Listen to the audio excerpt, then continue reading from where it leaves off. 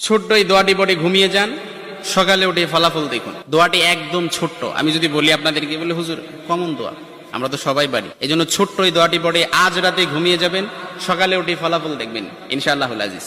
আপনি মাথা থেকে বোঝা নামিয়ে ফেললে যেরকম হালকা হয়, আপনি এরকম হালকা মনে করবেন। আপনি মনে করবেন আপনার সমস্ত গুনাহ মাফ হয়ে গেছে, এরকম একটা হালকা অনুভূতি আপনার ভেতরে কাজ করবে। খুশি হয়েছেন মনে হয় না? এই জন্য আমরা যদি ছোট্ট এই দোয়াটি পড়ে আজ রাতে ঘুমাতে পারি, সকালে উঠে ফলাফল দেখবো ইনশাআল্লাহুল আজিজ।